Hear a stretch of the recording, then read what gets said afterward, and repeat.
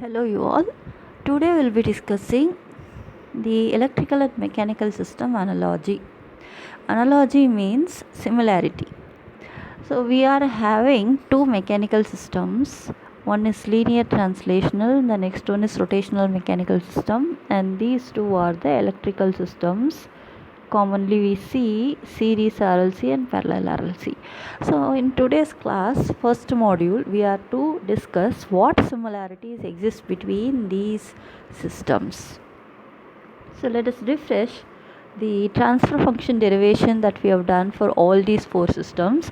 So here the figure shows a linear mechanical system where we are having M as a mass element, B as a damper element, K as a spring, X is the displacement that is caused due to the applied force F of t, and we have derived the equation already in the earlier class like this: F of t is equal to m into t squared x by dt squared plus kx plus v dx by dt. And we have also derived the transfer function of a rotational mechanical system. We have taken an example of a disc which connects to a shaft of stiffness constant k and which rotates at an angular velocity of theta with respect to the oil whose viscous friction coefficient was v with applied torque t. And we have also derived the same equation: t is equal to j d square theta by dt square plus k theta plus v d theta by dt. And again, for a series RLC circuit where R, L, C components are all connected in series with the applied voltage EI, we have applied KVL for this mesh, and we have written the equation EI is equal to RI plus L into di by dt plus 1 by C into I dt. And we already know that current is equal to dq by dt, and with this relation we have rewritten the equation as EI is equal to R into, we know that I is equal to dq by dt, so I is replaced as dq by dt, and L into di by dt is L into t squared q by dt squared plus 1 by C is there, and integral of I dt is equated to q. So we again obtained a second order differential equation for the series RLC circuit. The relations with the help of which I am turning I to Q I have explained over here. If it is a parallel RLC circuit, we will be usually using Faraday's law of electromagnetic induction, which says that the rate of change of flux linkage is equal to the applied voltage E, and we can write phi as integral of E dt and d by dt as d squared phi by dt squared. So based upon this relationship only, we will be obtaining the second order differential equation of this parallel RLC circuit. We are seeing parallel RLC circuit here where R, L, C components are all connected in parallel to the current source I. Here you will be applying KCL equation which says the input current T is equal to the outgoing current IR, IL and IC, and we know that by Ohm's law IR is equal to E by R, and by VI relationships of L and C we have written this equation.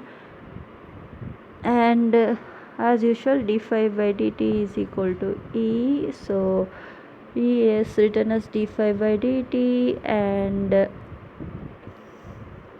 phi is equal to integral of E dt, so this E dt integral is written as phi, and d by dt as d squared phi by dt squared. Again we have obtained second order differential equation for the parallel RLC circuit.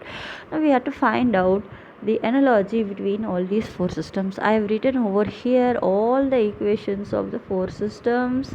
This is for a mechanical linear system, this is for a rotational system, this is for a series RLC circuit, this is for a parallel RLC circuit, and you yourself can observe some analogy existing between them.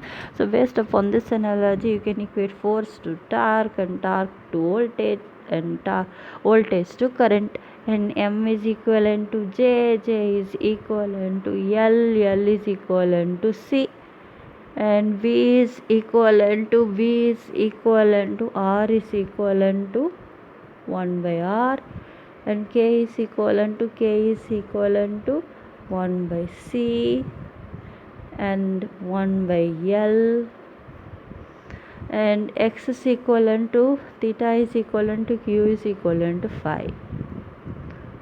So based upon this analogy, one important tabular column you have to learn.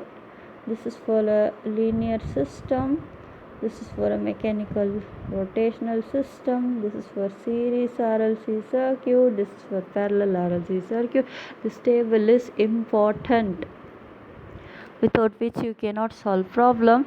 So this equates the analogous parameters in all these four systems. F is equivalent to torque is equivalent to voltage is equivalent to current, x2 theta 2 q2 phi v2 omega 2 I2 e m2 j2 l2 c b2 r2 1 by r k2 1 by c 1 by l. This table is very important. We will be solving problems based upon this analogy only.